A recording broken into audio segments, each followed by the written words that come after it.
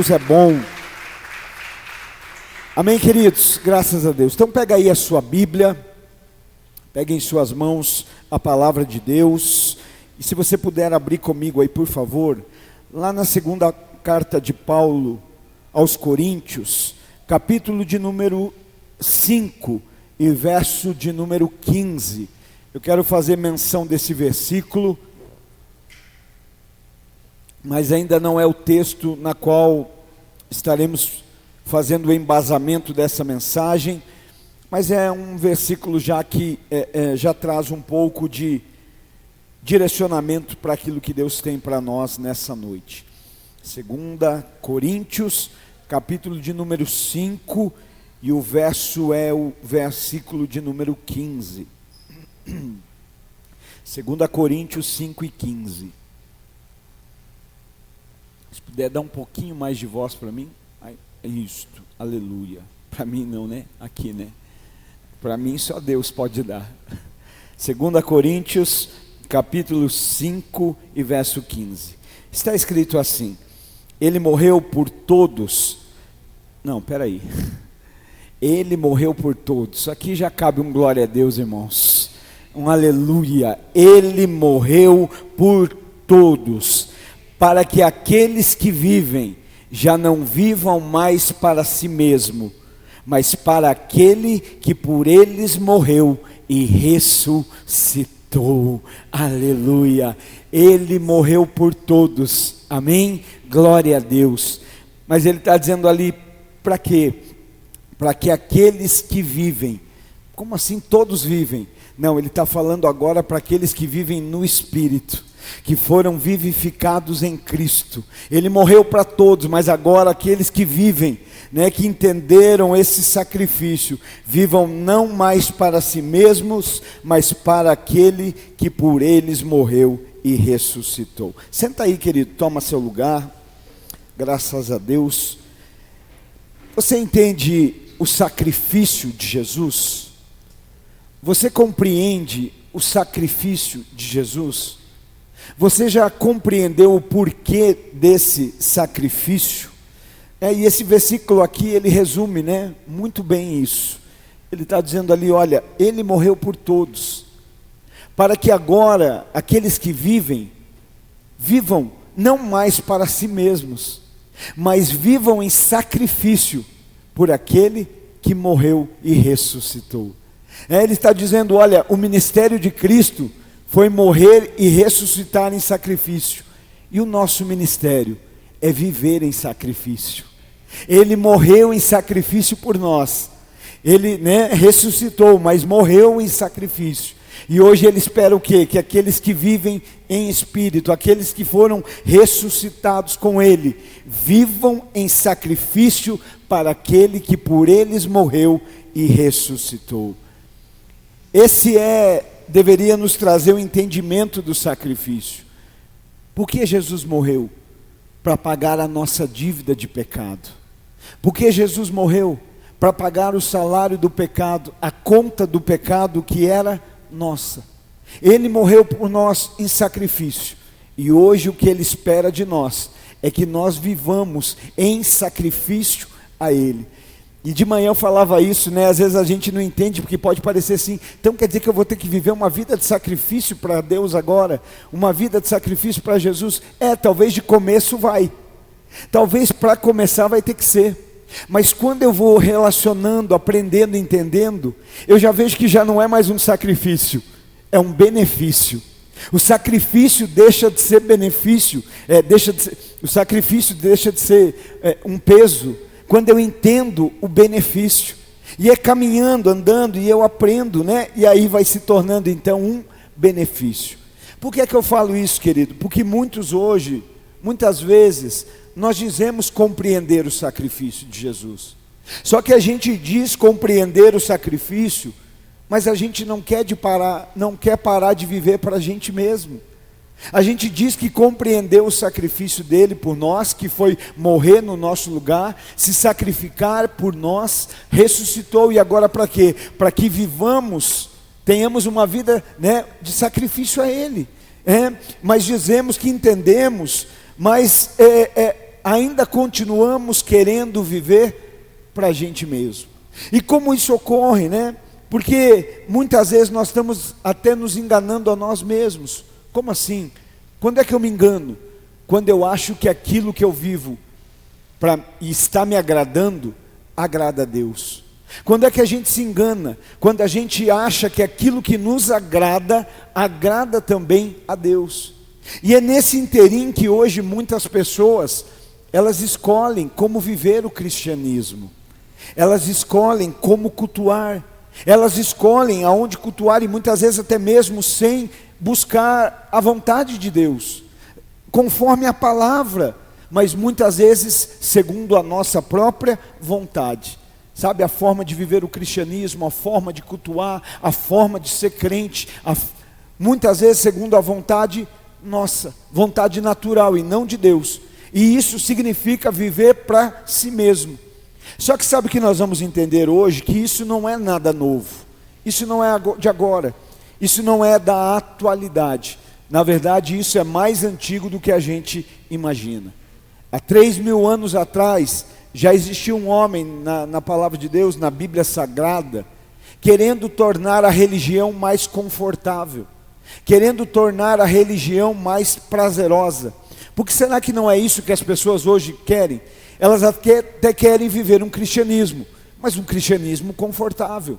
Até querem viver, né, em uma denominação, viver segundo a palavra, mas desde que isso seja agradável a elas, desde que isso gere prazer.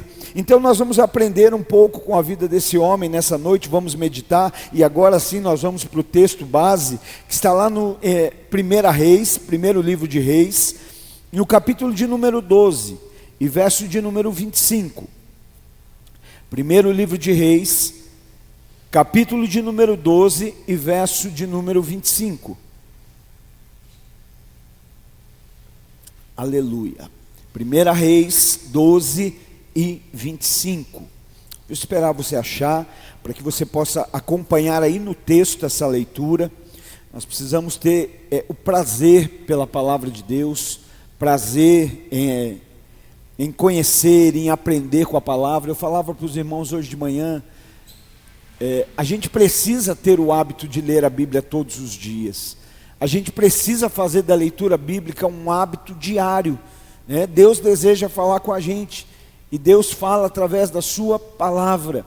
E aí eu até dizia, gente, que se você não lê ainda, comece a ler, comece nessa semana, estabeleça lá um método de leitura para você. Eu vou te dar um conselho, começa no Gênesis do Novo Testamento, né? Qual é o Gênesis do Novo Testamento? João. Comece em João, lê um capítulo de João por dia, né? Porque às vezes a gente quer compreender, mas a gente já quer ir logo lá para o Apocalipse, né? Começa, vamos no João, né? Eu acho lindo os evangelistas, porque cada um traz ali uma faceta de Jesus. Um deles aponta Jesus como Messias, outro fala mais dele como rei, outro fala mais dele como homem perfeito. Todos falam do que ele faz, do que ele fez, dos milagres, das maravilhas, mas eu acho lindo porque João fala dele como filho de Deus. João não se enfoca em falar no que ele fez, João tem a primazia em falar em quem ele é. Então esse é o Gênesis que nós precisamos aprender no Novo Testamento. João, né, te dá esse conselho, começa a ler lá João capítulo 1, cada dia você lê um capítulo de João, quando terminar João, volta para Mateus, Marcos e Lucas, e aí dá sequência no Novo Testamento. Então gere esse prazer de se relacionar com a palavra. Eu sempre digo assim, uma igreja que se relaciona com a palavra e com o Espírito Santo, jamais será enganada. Uma igreja que tem relacionamento com a palavra e discernimento do Espírito, jamais será enganada. Então, querido, fica aí a dica, tá bom? 1 Reis, tudo isso eu estava falando, para dar tempo aí de você abrir no texto que nós vamos meditar. 1 Reis, capítulo 12 e verso de número 25. Jeroboão fortificou a cidade de Siquém, na região montanhosa de Efraim, e habitou ali. Mais tarde, partiu dali e construiu Peniel. Então Jeroboão refletiu consigo mesmo: desse jeito, o reino pode voltar à casa de Davi, se este povo continuar subindo ao templo de Yahvé em Jerusalém, para oferecer sacrifícios, o coração do povo se voltará para o seu senhor, Roboão, rei de Judá, e acabará por me matar. Depois de ter recebido alguns conselhos, o rei fez 2 bezerros de ouro e declarou ao povo: ó Israel, já chega de subides a Jerusalém. Aqui estão teus deuses e divindades que te tiraram da terra do Egito. Erigiu um bezerro em Betel e outro colocou em Dan. E com essa atitude, todo o povo veio a cometer pecado, porquanto passou a ir até a cidade de Dan para adorar e cultuar aquele bezerro. Jeroboão também construiu altares idólatras e designou sacerdotes dentre o povo, apesar de não serem levitas. Jeroboão celebrou uma festa no 8º mês, no 15º dia do mês, à semelhança da que se celebrava em Judá, e subiu ao altar. Assim fez ele em Betel, sacrificando em louvor aos bezerros que mandara construir, e estabeleceu em Betel os sacerdotes dos lugares altos que instituíra. E no dia 15 do 8º mês, subiu ao altar que havia feito em Betel, e ali sacrificou. Assim, determinou uma festa para os israelitas, numa data que arbitrariamente escolheu, segundo as intenções do seu coração, e sacrificou no altar, queimando incenso. Amém. Graças a Deus. Queridos, só para nós entendermos aqui o contexto de tudo que está acontecendo, né? Quando nós lemos lá os capítulos anteriores, vamos ler o capítulo 11, 12, a partir do 11, a gente começa a ver ali acerca do declínio do rei Salomão. A Bíblia diz que Salomão teve 700 mulheres e 300 concubinas, e se envolveu, né, de maneira ilícita com as divindades que essas serviam. Então ali nós começamos a ver o declínio do reinado de Salomão, quando ele começa a declinar no seu reinado. Salomão vai vir a morrer, e quando ele morre, ele realmente está afastado dos caminhos do Senhor. Ele não está vivendo a vontade, está permitindo ali a idolatria, levanta altares idólatras, e é nesse momento que nós então começamos a ver no capítulo 12, quando o filho de Salomão, Roboão, depois da morte do pai, isso 931 a.C., quando o Roboão então vai ser ordenado rei, ele vai ser levantado como rei da nação de Israel. Após a morte de Salomão, então Roboão, seu filho, vai ser instituído rei. E é esse momento, o momento que Israel viveu um dos seus períodos mais traumáticos, um dos períodos mais decisivos na história de Israel. Então ali no capítulo 12, no verso 1, Roboão está sendo preparado para ser o rei. E quando ele está separado para ser rei, ser ordenado rei, instituído rei, o povo vai vir até ele, e vai diante dele e fala: olha, Roboão, nós estamos aqui para pedir que você amenize o jugo que seu pai colocou sobre nós, o jugo que Salomão colocou sobre as nossas vidas. Lembra que Salomão estava desviado da vontade de Deus, do caminho de Deus, daquilo que Deus tinha de propósito para a sua vida. Então o povo estava sofrendo, sendo castigado. Naquele momento, quando Roboão vai assumir, o povo vem e pede: olha, tem como você alivia o jugo, alivia a carga, seu pai pesou demais para a gente. Naquele momento, Roboão vai ouvir os conselheiros, vai ouvir os sábios, e os sábios então naquele momento vão dizer: Roboão, se você fizer o que o povo quer, se você fizer isso que é certo, o povo vai te servir para sempre, você vai ter a simpatia do povo, eles vão te servir, eles vão te seguir. Só que Roboão não se deu por satisfeito com o conselho dos sábios, ele foi procurar o conselho dos seus amigos, jovens amigos, aqueles que cresceram com ele durante o reinado de Salomão, aqueles que, segundo a história, tinham aí por volta dos seus 40 anos. Salomão reinou 40 anos. Então ele vai até os amigos jovens e diz: aí gente, qual o conselho que vocês me dão? Já tinha ouvido os conselheiros, os sábios do reino, e agora ele vai pedir conselhos para os amigos, para os jovens amigos. E é nesse momento que os jovens dizem assim: olha, Roboão, fala assim para o povo, diz para eles, que se teu pai era duro, Em outras palavras, você vai ser ainda mais severo. Que se o jugo com o teu pai era pesado, com você então vai ser ainda mais. Olha só, né, que coisa. E ele chega diante do povo que quer uma resposta e diz: gente, seguinte, olha, eu estou aqui para dizer que aquilo que o meu pai fazia, eu vou fazer ainda mais. Se com ele era um jugo pesado, comigo vai ser um jugo ainda mais pesado. Se ele castigava de uma forma, eu vou castigar ainda mais. Olha só que loucura, né? Indo totalmente contra o conselho dos sábios, né? Tornando aquele reinado ainda mais iníquo, ainda mais injusto, né? E ele está falando ali, olha, e vai ser assim. E aí ainda quando a gente vai observar a leitura, e a gente vê lá no verso 15 do capítulo 12, 1 Reis 12, 15, diz assim: assim o rei não ouviu o povo, porquanto era uma disposição do próprio Yahvé, do próprio Senhor, que assim fosse, a fim de cumprir a palavra que ele revelara a Jeroboão, filho de Nebate, por intermédio do silonita Aias. Um dia, esse profeta Aias vai liberar uma palavra de Deus sobre a vida de Jeroboão.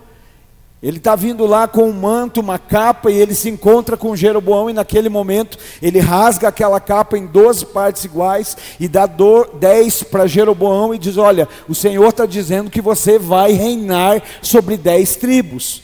Ele vai deixar apenas uma para a descendência de Davi, mas você reinará sobre 10. E o Senhor diz que se você andar nos caminhos dEle, se você fizer a vontade dEle, se você fizer aquilo que agrada o coração do Senhor, a tua dinastia vai permanecer. A tua dinastia, o teu reinado será permanente. Então a gente vê aqui, né, Roboão sendo duro, Roboão aumentando o nível de crueldade quando assume o trono. Mas nós vemos também que tudo isso era a propósito de Deus, era Deus permitindo que assim fosse. Tanto que chega o momento do capítulo 12 que Roboão reúne as tropas agora de Judá e de Benjamim, da tribo de Judá e de Benjamim, e diz: gente, vamos tomar de novo o reino, né? E Deus adverte: não faça nada, não, né? Isso é comigo, deixa assim, isso é minha vontade. E é daqui para frente que nós vamos começar a meditar e compreender um pouco mais. E o que eu quero me apegar nessa noite, queridos, não é nem a gente entrar por menores de um lado ou de outro, mas é nós entendermos a posição de Jeroboão em tudo isso. Alguém que tinha uma palavra de Deus, alguém que tinha uma promessa de Deus: você vai reinar 10 tribos, você vai reinar, e teu reinado só depende de você para perpetuar, para permanecer. E é sobre isso que nós vamos analisar um pouquinho, vamos meditar, e eu creio que Deus vai trazer muito ensinamento ao nosso coração. Quando nós lemos ali, agora nós chegamos no texto que lemos, capítulo de número 12, verso 25, quando nós lemos ali a partir desse versículo, então nós vemos ali acerca de que Jeroboão, né, começou a habitar em Peniel. Ele se estabeleceu ali na região de Efraim e habitou ali. Mais tarde partiu dali e construiu Peniel, né? Então ali, quando o povo observa que Roboão não vai fazer a sua vontade, que Roboão não vai ceder, que Roboão não vai diminuir o fardo, o jugo, a carga, então esse povo decide não seguir mais. Esse povo vai dizer: olha, não temos vínculo mais com a casa de Davi, não temos mais vínculo com os descendentes de Jessé, não vamos mais seguir. Só que nesse momento, quem era o porta-voz do povo de Israel? Jeroboão. Jeroboão havia voltado do Egito e agora se tornado o porta-voz do povo. E naquele momento, como porta-voz, então ele é eleito como agora rei do reino do norte, do reino de Israel. Então é aqui que acontece, né, um momento muito delicado. Nessa posição, Jeroboão, ele é eleito rei, de porta-voz ele passa a se tornar o rei, mas da porção que decidiu não mais seguir a linhagem de Davi, né? Então naquele momento ele se torna rei do reino do norte, porque ali houve uma divisão dos territórios conquistados pelo povo de Deus. Naquele momento houve uma divisão, então passou a ser o reino do norte, o reino de Israel, e o reino do sul, o reino de Judá. Houve uma divisão, então o reino de Israel foi estabelecido ao norte daquele território, e ele era constituído por 10 das 12 tribos. 10 das 12 tribos de Israel formavam o reino do norte. E o seu rei, a liderança, estava sobre o domínio de Jeroboão I. Ao sul estava então o reino de Judá, e ele era formado pelas outras 2 tribos restantes, sob a liderança, o reinado de Roboão, filho de Salomão, aquele que vinha da linhagem de Davi. O reino de Israel, o reino do norte, ele tinha a sua capital estabelecida em Samaria, mais propriamente dita em Siquém. Então observa que o reino de Israel tinha o maior número de tribos e o maior número de população também. O reino do sul, o reino de Judá, ele tinha a sua capital estabelecida em Jerusalém. A capital do reino do sul era Jerusalém. Era menor em população, era menor em número de tribos. Eles habitavam em uma região montanhosa, em uma região árida, seca, que não era apropriada para a agricultura, mas que por outro lado era bem protegida quanto aos invasores, tanto do norte quanto do sul. E aqui no verso 26 que começa então a interação de Jeroboão a partir dessa divisão, a partir da divisão do reino. Então no verso 26 ele diz assim: então Jeroboão refletiu consigo mesmo, desse jeito o reino pode voltar à casa de Davi. Então entenda algo comigo aqui. Os territórios se dividem, é formado o reino do norte e é formado o reino do sul. 10 tribos no reino do norte, 2 tribos no reino do sul.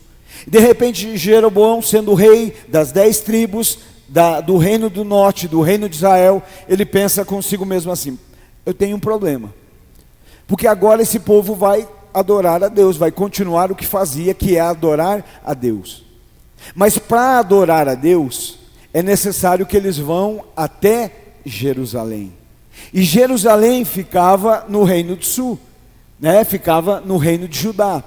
Então ele pensou assim: olha, se eles saírem daqui para adorar a Deus lá, eles vão se aproximar de Roboão, o seu senhor, e corre o risco deles decidirem segui-lo. Eles vão para adorar ao Senhor no templo, e ao adorar no templo eles podem resolver seguir Roboão. Mas olha só, Jeroboão tinha uma palavra de Deus, tinha uma promessa: você vai liderar, vai reinar sobre as 10 tribos, e o tempo que isso vai se dar só depende de você. Só depende de você continuar nos meus caminhos, fazer a minha vontade, fazer aquilo que agrada, disse o Senhor. E nesse momento Jeroboão pensa: não, mas se eles voltarem eu corro o risco de perder o reinado, eu corro o risco de perder os seguidores, e ainda eles voltarem para Roboão e decidirem acabar comigo, decidirem me matar. É nesse momento que ele pensa: eu preciso fazer algo para impedir que esse povo deixe de me seguir. E aqui então vem o verso 28. Depois de ter recebido alguns conselhos, e irmão, essa parte A do versículo 28 me deixa em crise. Porque só que nesse entremeio a gente já viu o problema por causa de conselhos 2 vezes.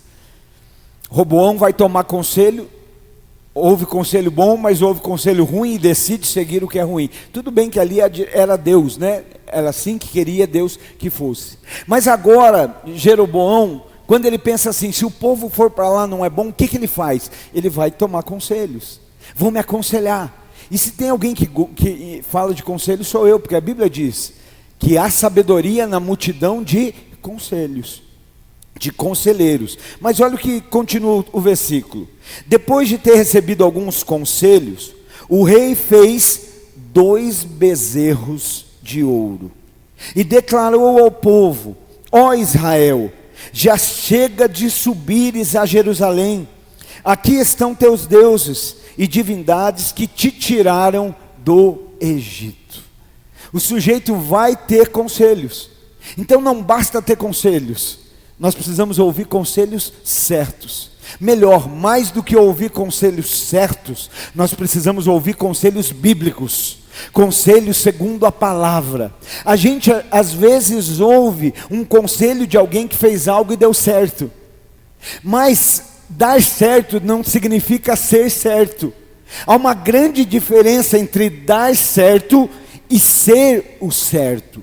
Por isso, vamos nos aconselhar sim, mas vamos buscar conselhos que venham da parte de Deus, conselhos que estejam conforme a palavra, conselhos que apontem para a vontade de Deus, né? Não é apenas sobre ouvir conselhos ou dar conselhos, é sobre ser conselhos segundo a vontade de Deus, porque ele ouve os conselheiros, e o que os conselheiros dizem? Faz 2 bezerros de ouro e vamos mudar o objeto do culto, vamos mudar, porque olha o que eles fazem 2 bezerros, e agora ele chega para o povo e diz: gente, vocês não precisam mais ir a Jerusalém para adorar, agora vocês podem adorar aqui mesmo. Por quê? Porque agora tem bezerro aqui para adorar. Mas pensa comigo, o que tinha em Jerusalém? A Arca da Aliança. A Arca da Aliança, que continha dentro dela as tábuas da lei, direção. A Arca da Aliança, que continha dentro dela o maná, provisão. A Arca da Aliança, que continha dentro dela a vara de Arão que florescera, multiplicação. Mas eles trocam por um lugar que agora tem bezerro de ouro. Olha só, o que é que ele está fazendo agora? Ele está mudando o objetivo do culto.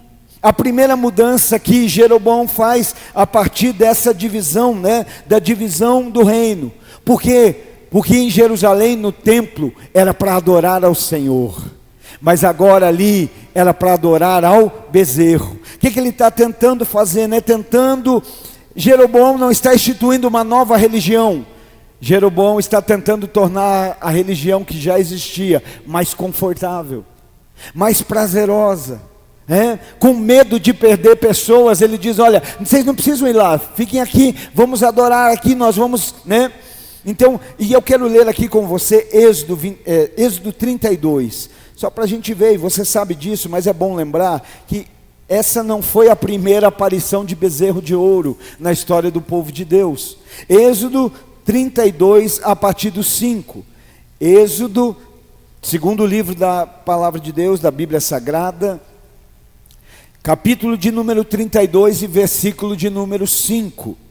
Aleluia. Diz assim: diante dessa manifestação do povo, Arão construiu um altar diante do bezerro de ouro, e fez essa proclamação: amanhã será um dia de festa dedicada ao Senhor.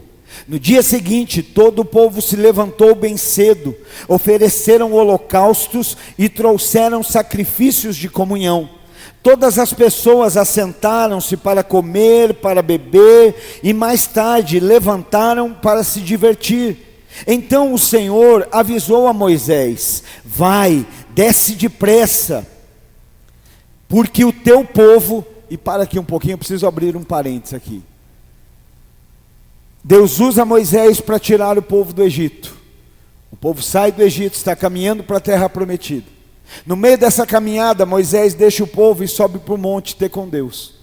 É nesse momento que o povo vai até Arão e fala: Arão, dai-nos deuses, porque o Moisés nós já não temos mais notícia, o Deus que nos tirou do Egito também não, então dai-nos deuses.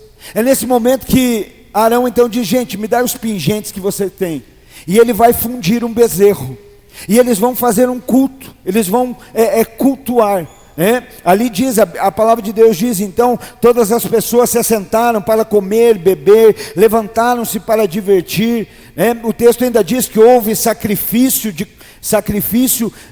de comunhão, que ofereceram holocaustos. Olha só, teve oferta, teve comunhão, teve festa, teve celebração, teve até o partir do pão, que estavam comendo e bebendo, só não tinha Deus. E por que o versículo que nós lemos do 7 me deixa em crise? Porque então é Deus que fala assim para Moisés: Moisés desce, Moisés volta, vai, porque o teu povo... Olha o que Deus está dizendo: Quando esse povo disse assim, nos dá um outro Deus, eles deixaram de ser meu povo. Era como se Deus estivesse respondendo: não foi vocês que pediram um outro Deus? Não foi vocês que disseram a Arão, nos dá outros deuses? Então o que Deus fala para Moisés: volta para resolver o que o teu povo fez. Não sei se gera um temor no teu coração você ouvir Deus dizendo assim: você não é meu povo, você deixou de ser meu povo, né? E Ele está dizendo: Moisés, desce, porque o teu povo, que ajudaste a subir da terra do Egito, perverteu-se, desviou-se com muita facilidade e rapidez. Eles desviaram-se do caminho, caminho com C maiúsculo, não é uma rota natural, não é uma rota da terra, para si, do caminho que eu lhes havia ordenado, ou seja, da vontade, do propósito, daquilo que o Senhor tinha, e fizeram para si um bezerro de metal fundido, e estão adorando, e lhe estão oferecendo louvor e sacrifícios, e proclamaram em alta voz: este é o Deus, ó Israel, que te fez subir do Egito. E Yahvé disse mais a Moisés: tenho observado esse povo, eis que é um povo de dura cerviz, eis que é um povo teimoso, e agora, portanto, deixa-me, para que se inflame contra eles a minha ira, e eu os consuma. Todavia, mais tarde, farei de ti uma grande nação. É claro que agora, nesse momento, vem ali a intercessão de Moisés, e ele vai dizer: Senhor, não faça assim, o que vão dizer do Senhor, né? Ele vai interceder por esse povo. Mas é importante a gente observar que eles estavam tendo lá todo um ritual. Eles tinham o comer, o beber, a comunhão, o sacrifício, o holocausto. Só não tinha Deus, né? Só não era para Deus. E aí o que me deixa mais em crise é que lá no 32 de Êxodo, a gente já vê Arão apresentando o bezerro, e eles, né, falando acerca de: aqui estão os deuses que nos tiraram do Egito. Sabe por que eu estou falando isso? Porque hoje a gente corre o risco de viver da mesma forma. Hoje, quando a gente lembra para trás e lembra da vida que a gente levava, da vida que a gente passava, a gente pensa assim: não, foi a minha inteligência que me tirou daquele lugar. Não, foi o quanto eu ganho, foi as riquezas que eu tenho que me tiraram da condição que eu vivia antes. Não, foi as minhas forças, a força que eu fiz que me tirou daquela escassez que eu antes vivia. Então muitas vezes nós corremos o risco de estar falando exatamente como eles, e para isso eu preciso ler com você Deuteronômio capítulo 26 e verso de número 8, porque da mesma forma que aconteceu no Êxodo, quando aquele bezerro de ouro é colocado e diz: olha, aqui estão os deuses que te tiraram do Egito, quando Jeroboão apresenta os bezerros de ouro, eles fazem a mesma exclamação: olha, aqui estão os deuses, as divindades que te tiraram do Egito. Mas me deixe ler com você Deuteronômio capítulo 26 e verso 8: e o Senhor nos fez sair do Egito com mãos poderosas e braço forte, em meio a grande espanto e pavor, com sinais maravilhosos e prodígios. Aleluia. O que nós precisamos entender, que o que nos tirou daquela condição não foi a nossa inteligência, foi o Senhor. O que mudou a história da nossa casa, da nossa família, não foi quanto mais recursos ganhamos, não, foi o Senhor, com braço forte e com sinais maravilhosos. Não tem a ver, né, com uma outra colocação, mas tem a ver com o Senhor. O Senhor nos libertou. Nós somos libertos em Jesus, né? Então aqui nós estamos vendo acontecer a mesma coisa. Ele está dizendo: olha, aqui estão as divindades que te tiraram da terra do Egito. E erigiu um bezerro em Betel e colocou outro em Dan. Então a primeira mudança que Jeroboão fez foi o objeto do culto. Sabe por que eu falo isso? Porque hoje nós precisamos perguntar: por que eu vim a esse lugar? Adorar a quem eu vim? Qual é a minha condição hoje aqui? O que há no meu coração aqui nessa noite, né? O que queima no meu coração acerca desse culto? Porque às vezes a gente ainda não entendeu o que é culto. Culto, às vezes a gente quer receber o que é para Deus e não quer receber o que Deus tem para nós. A gente inverte a dinâmica do culto. A gente inverte a direção do culto. Quem será que, ainda que fosse lá no comecinho de conversão, nunca veio para a igreja dizendo no seu coração assim: hoje eu preciso ouvir um louvor bom para me animar. Hoje eu preciso ouvir um louvor que vai me... vai produzir algo em mim. Isso é só uma demonstração que a gente não entendeu. Porque o louvor não é para a gente, o louvor é para Deus. Quando a gente está louvando, quando a gente está sendo generoso, é o que? Para Deus. Agora, quando a palavra começa, aí é Deus falando com a gente. Mas parece que a gente quer receber o louvor que é para Deus, e parece que quando é a palavra que Deus tem para nós, aí a gente quer sair de fininho, e aí a gente não para quieto. Aí a gente quer receber o que é de Deus e quer correr do que Deus tem para nós. E aqui o que nós estamos vendo? Que ele mudou o objetivo do culto, que ele mudou o objeto do culto. O culto em Jerusalém, a adoração é para Deus. Mas em Betel e em Dan ele vai estabelecer 2 templos, onde o culto vai ser aos bezerros de ouro. Então primeiramente ele muda o objetivo, e depois o objeto, e depois ele muda o que? Ele muda o lugar. Porque ele diz: gente, já não precisa ir mais lá, fica aqui.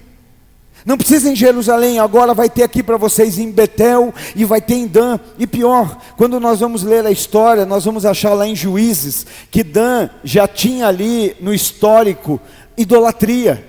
Eles já haviam erigido lá uma imagem esculpida. Então já havia um histórico de idolatria, um histórico de desobediência. Então ele muda agora também, além do objeto, ele muda também o lugar. E como? A partir dos bezerros fica fácil manipular para onde o povo ir. A partir do bezerro de ouro fica fácil: olha gente, fica aqui em Dan, fica aqui em Betel, olha aqui também tem para adorar. Sabe, será que nos dias de hoje a gente também não se move pelo bezerro de ouro, irmão? O que é que Jeroboão estava fazendo? Mexendo com as emoções. Olha, já pensou, irmão, se fosse hoje? De onde você é? Eu sou da igreja do bezerro de ouro. Olha, eu frequento, tem um bezerrão de ouro.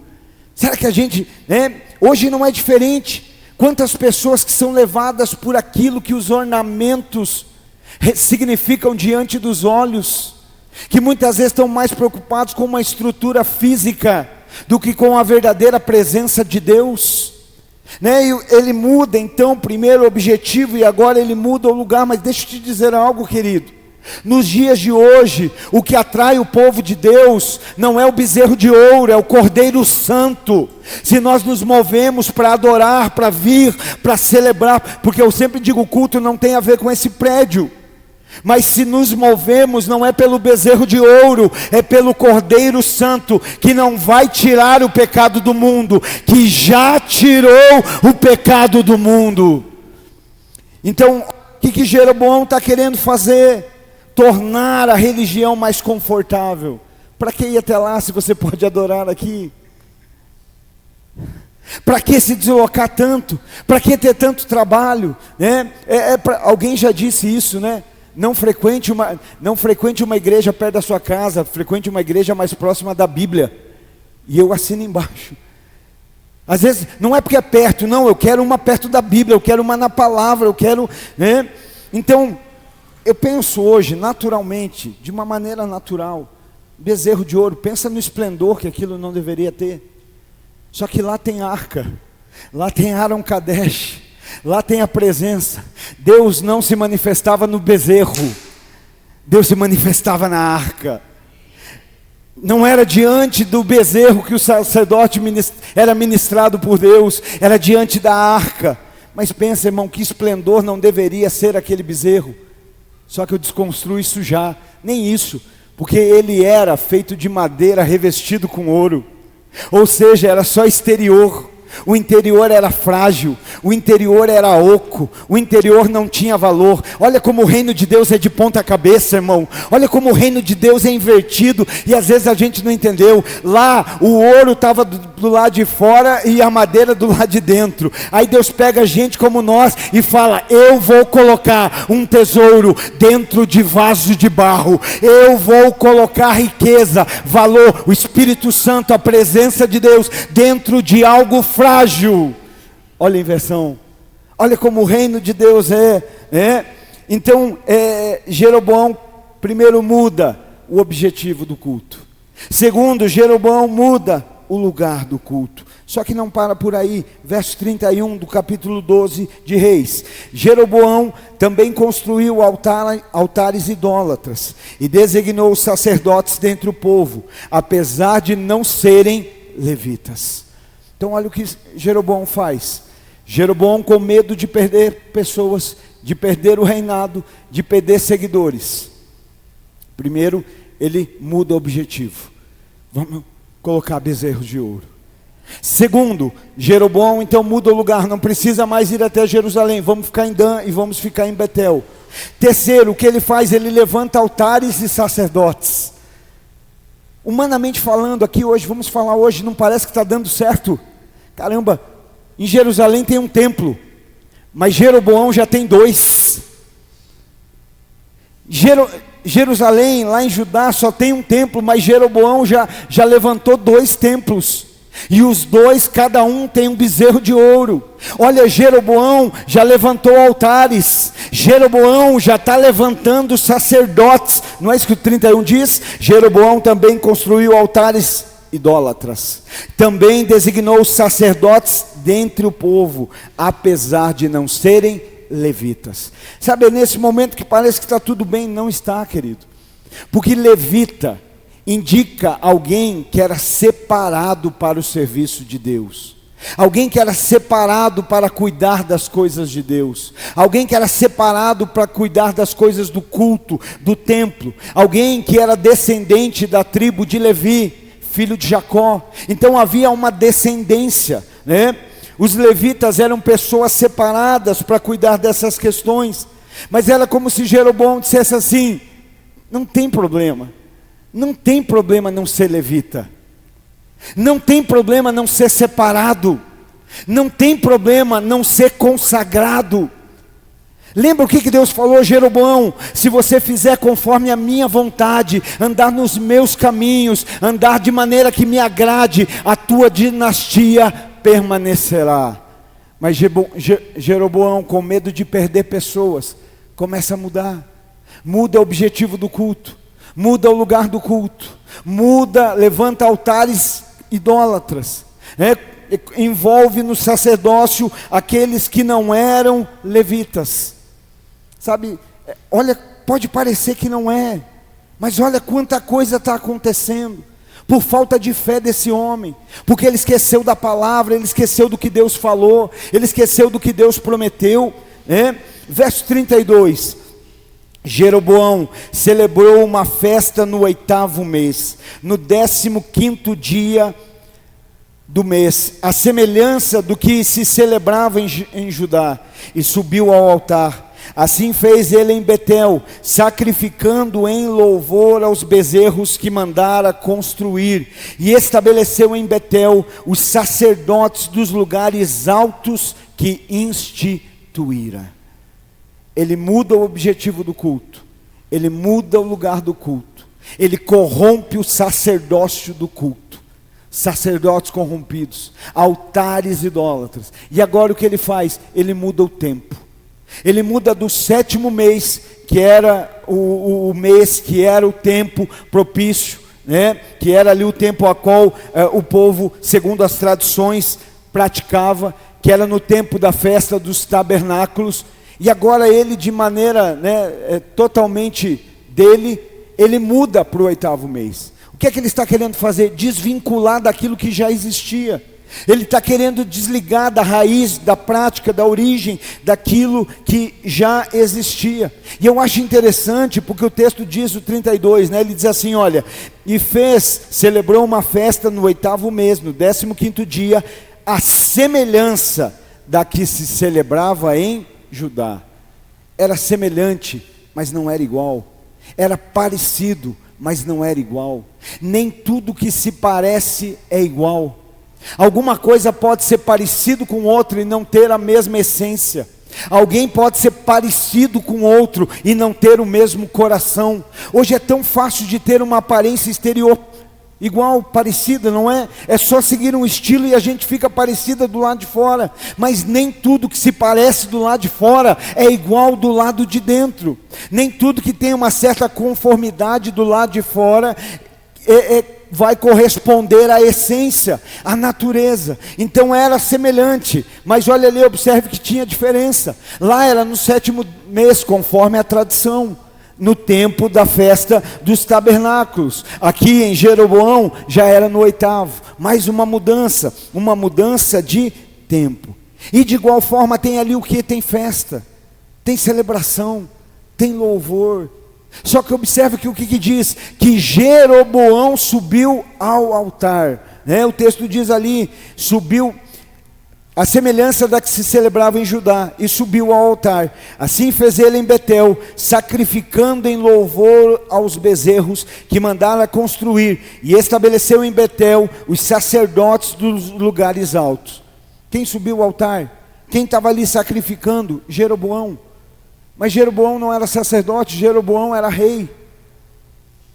O papel de oferecer ali era o papel do sacerdote. Mas olha, já está tudo corrompido, não tem problema, não precisa se separar para fazer as coisas de Deus, não. O importante é fazer, vamos lá, precisa ter gente, o importante é as pessoas fazendo.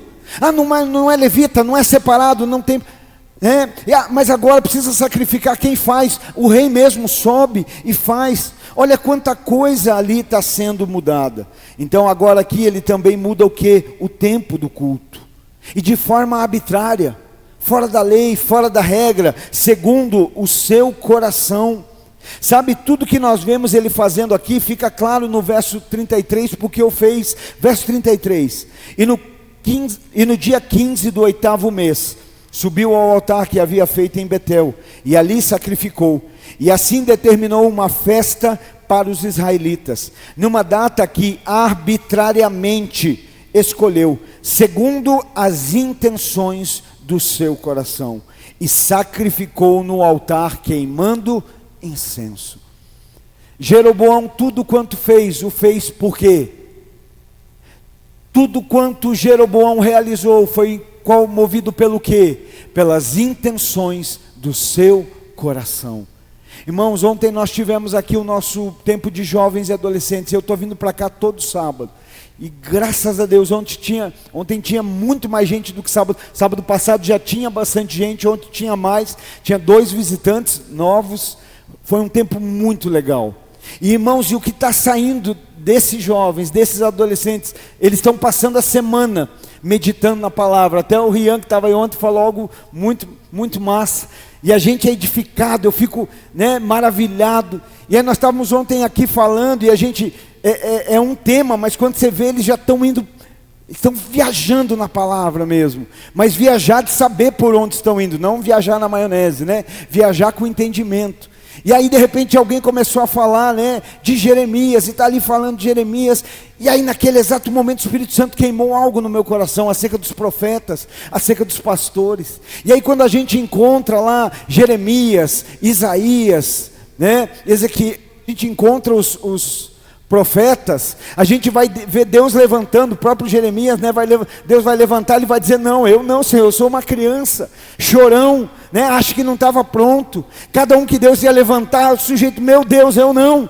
Hoje as pessoas estufam o peito para dizer que Deus está levantando, irmão. Tem algo errado, tem algo que não está concernente, tem algo que não está batendo. Na Bíblia, quando Deus levantava, o sujeito dizia, não, é um encargo muito sério, é uma responsabilidade muito séria, minha vida vai acabar, minha vida agora, hoje não, hoje o sujeito ainda, Deus me levantou, Deus me honrou, e eu digo, alguém está errado, alguém não está lendo o mesmo texto, alguém não está entendendo a mesma palavra. né? E aí a gente foi meditando e eles entraram falando sobre o coração. E de repente o Rian falou, né?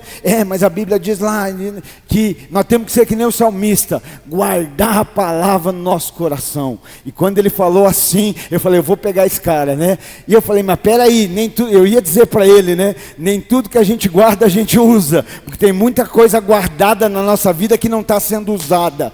Aleluia. Hoje é noite de abrir gavetas e voltar a usar o que Deus nos deu. Quando eu fui falar para ele, né? Porque ele falou, mas o salmista diz, guardei a tua palavra no meu coração. E aí quando eu fui falar, e ele disse assim, mas não é só guardar, é viver. Coisa linda, irmãos. Coisa linda, sendo edificado, né? Sendo fortalecidos, né? E aí o que está acontecendo hoje aqui com Jeroboão? O que é que nós estamos vendo na vida de Jeroboão? Jeroboão está sendo conduzido pelo seu coração. Aonde nós começamos? Que ele morreu por todos, para que aqueles que agora vivem, não vivam mais segundo o seu coração. Não vivam mais para si mesmo, mas vivam como para sacrifício dele. Sacrifício daquele que morreu e ressuscitou. E Jeroboão está vivendo como? Pelo coração, irmão. Pelo coração dele, olha o que ele está fazendo, né? Jeroboão, com medo de perder o domínio das 10 tribos, não temeu que eles perdessem a Deus. Hoje nós, como cristãos, como pais, como filhos, como mães, talvez com medo de perder tantas coisas, estamos permitindo que os nossos percam a Deus. Ele, com medo de perder, ele não teve medo que eles perdessem a Deus. Com medo de perder os seguidores, de perder as tribos, de perder a liderança. Sabe o que eu enxergo em Jeroboão? Enxergo um líder que se preocupava mais com popularidade do que com santidade. E quando eu falo líder, irmão, claro, incluo pastores, incluo líderes, obreiros, incluo pais, mães. Quantas vezes nós não queremos ser mais popular, e para não perder a popularidade, nós permitimos que a nossa casa perca a santidade, né? Como líder em primeiro lugar, quantos líderes hoje que para não perder quantidade, abrem mão de santidade? Não é levita, está tudo errado, mas vem e faz. Talvez você vem para cá toda semana e diz, caramba, toda semana é os mesmos. Eu prefiro ser os mesmos, que tem falhas, tem erros, mas a gente sabe de onde vem e sabe para onde vai. Hoje tem tanto lugar que o sujeito canta de manhã e à noite está no motel adulterando. Canta um louvor de manhã para Deus e à noite está adorando o diabo com a sua vida. E aí a gente precisa observar e pensar acerca disso, né? A liderança dele permitiu, ele estava tão preocupado com quantidade que ele não se preocupou com santidade. Ele estava tão preocupado com popularidade que ele não se preocupou com quantidade. Hoje, irmãos, quantas vezes nós nos dizemos amigos, mas não confrontamos um amigo para não deixar de ser popular? Esse silêncio me deu medo agora. Mas se eu confrontar, eu vou perder a minha popularidade. Às vezes usamos as nossas redes sociais para tanta presepada, mas não usamos para o reino, porque se eu começar a usar, eu vou perder seguidores. Eu sou um cara tão popular nas redes sociais, mas se eu começar a falar do evangelho lá, talvez eu vou perder seguidores. Será que isso não é para a gente hoje? O que tem no seu coração? O que tem no nosso coração hoje? Qual é a preocupação que há em nós, irmão? E falo como líder. Falo como um líder que podia estar preocupado com quantidade aqui, irmão. Podia estar preocupado em quantidade. Não, se essa quantidade for te roubar da santidade que Deus espera, deixa para lá. Se a não vou nem falar de popularidade, irmão. Não vou nem entrar nesse termo. Só se for do lado negativo. Mas a minha Bíblia diz que os últimos serão os primeiros. A minha Bíblia diz que o que chora é que é feliz. E às vezes a gente está se alegrando. Eu pensava isso hoje, irmãos. Às vezes a gente está rindo quando Deus está chorando, irmãos. Já parou para pensar nisso?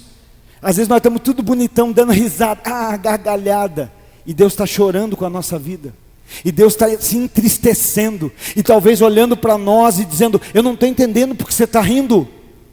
Pastor, onde está isso? Joel capítulo 2 e verso 17, quando ele diz: sacerdotes, chorem entre o altar e o alpendre, chorem por esse povo, chorem para que esse povo se arrependa.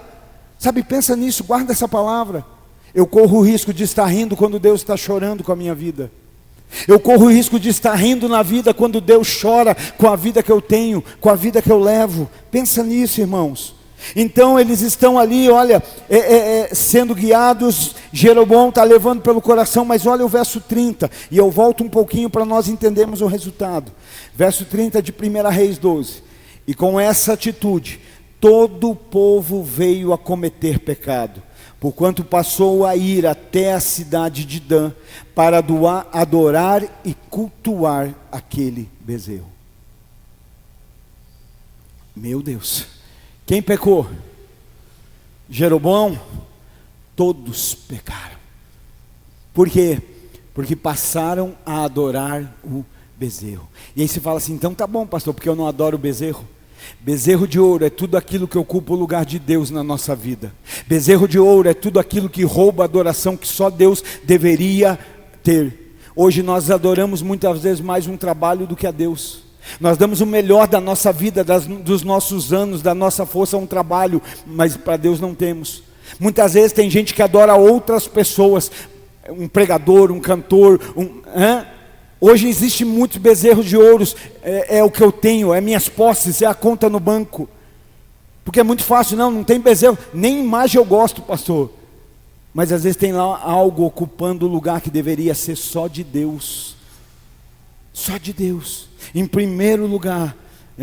Então aqui todos estavam pecando, todos estavam caindo em pecado, porque estavam adorando e cultuando aquele bezerro. Sabe, ali a religião deles, o culto deles, a adoração deles agradava a eles, mas não a Deus. O culto, a religião, a adoração deles dava prazer a eles, mas não dava prazer a Deus. E aí hoje a gente precisa perguntar: e hoje nós? É muito mais do que apenas vir a um prédio, é muito mais do que apenas vir a um lugar. Jeroboão, com medo de perder pessoas, mudou o objetivo do culto. Jeroboão, Mateus, por favor, mudou o lugar do culto. Jeroboão, com medo de perder pessoas, corrompeu o sacerdócio, corrompeu o altar. Jeroboão, com medo de perder pessoas, mudou o tempo do culto. Ou seja, ele estava dando uma religião que fosse confortável. Eu fiz algo aqui hoje de manhã e vou fazer agora à noite de volta. A oração hoje é para que no nome de Jesus, todas as casas que se chamam casa de Deus, obrigado por você erguer sua mão e ligar comigo. Todas as casas que se chamam casa de Deus, não preguem outra coisa a não ser a verdade da palavra, a não ser a verdade do evangelho, a não ser a verdade bíblica. Que todos aqueles que se chamam... Você já parou para pensar por que é que nós precisamos ter uma placa denominacional? Você já parou para pensar por que isso existe? Porque Deus quer, pastor. Porque Ele quer controlar as denominações. Não, querido. Paulo, quando escreve a igreja, ele escrevia assim: a igreja que se reúne na cidade de Corinto, a igreja que se reúne na Galácia, a igreja que se reúne na cidade de Éfeso. Sabe, se hoje Paulo estivesse vivo, não dava para ele escrever a igreja que se reúne em Araucária. Por que é que hoje nós temos que ter placas denominacionais? E aí eu fico pensando, eu não vou falar por que temos que ter, mas eu falo por que não teríamos que ter. Se todas pregassem a palavra e só a palavra, nada mais do que a palavra, nós não precisaríamos de placa denominacional, irmão. Porque aonde você entrasse, você seria abençoado. Aonde você chegasse, você seria abençoado. Alguém já disse, placa de igreja não leva para o céu. Pense bem, placa de igreja não salva. Isso é verdade, a placa não salva, porque só Jesus salva. A salvação é só em Jesus. Mas deixa eu te dizer algo e receba com carinho. Placa de igreja não salva, mas tem muita placa de igreja levando muita gente para o inferno.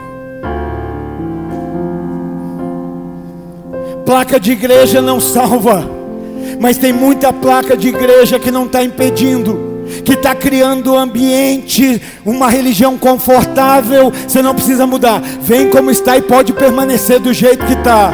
Não, querido, não dá para permanecer como está, porque ele diz, você está cansado, vem a mim, mas você não vai ficar do mesmo jeito. Vós que estáis cansados e sobrecarregados, vinde a mim e eu vos aliviarei. Eu te alivio, gero descanso para quê? Para agora começar a te ensinar a ter uma nova vida. Vinde a mim e eu vos darei descanso. E aprendei de mim, que sou manso e humilde de coração, e tomai sobre vós o meu jugo, o meu fardo, que é leve e suave. Talvez agora faz sentido Jesus falar de jugo. Talvez agora faz sentido ele falar de fardo. Pensei agora, pastor. Talvez alguém lembrou, houve um povo diante de Roboão que disse assim, alivia o jugo.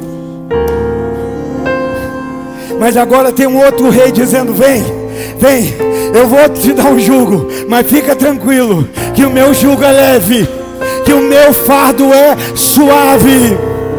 E eu não só te alivio, eu te ensino a viver diferente. Hoje a forma que nós estamos vivendo, fica de pé por favor. Hoje a forma como estamos caminhando, sobe para nós único de novo. Hoje a forma, porque não tem outro Deus que vai permanecer.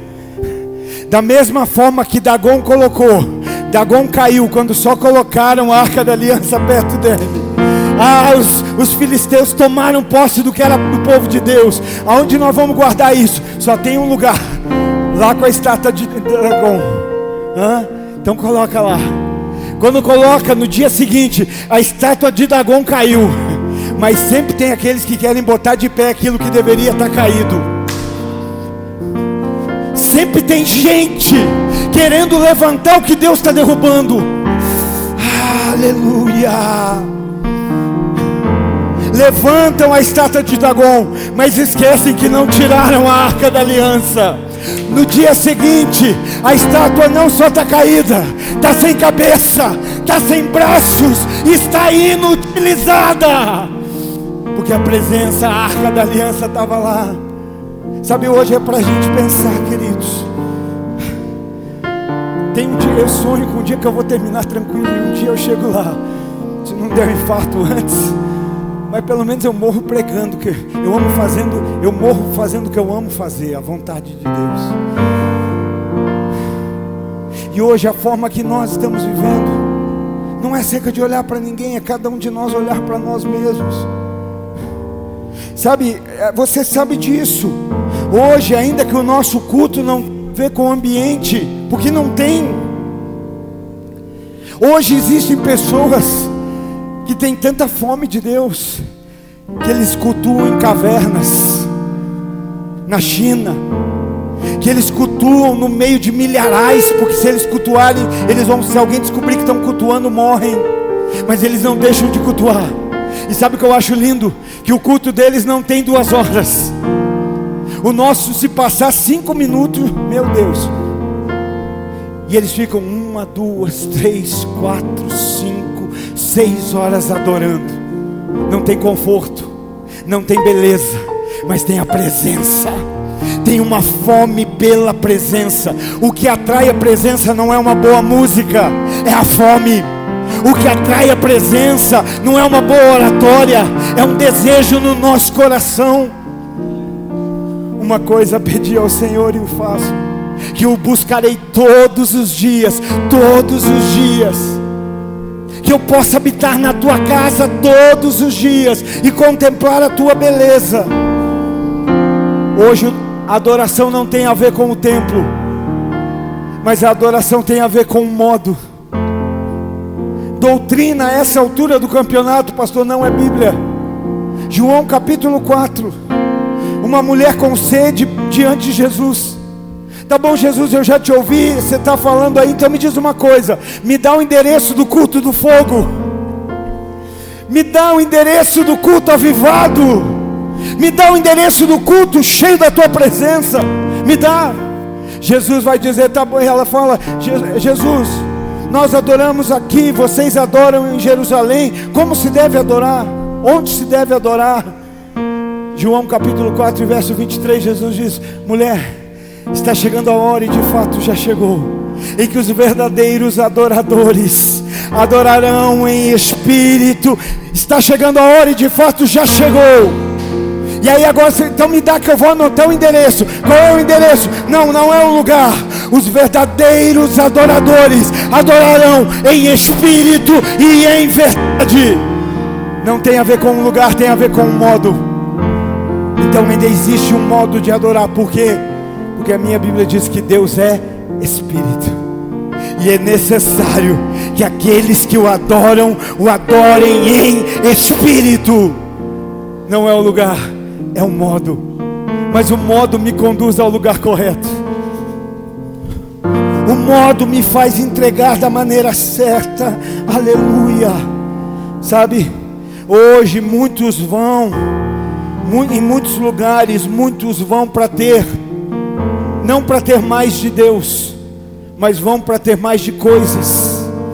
Não vão para ter mais de Deus na sua vida, mas vão para Deus fazer mais na sua vida. O que é isso? Bezerro de ouro.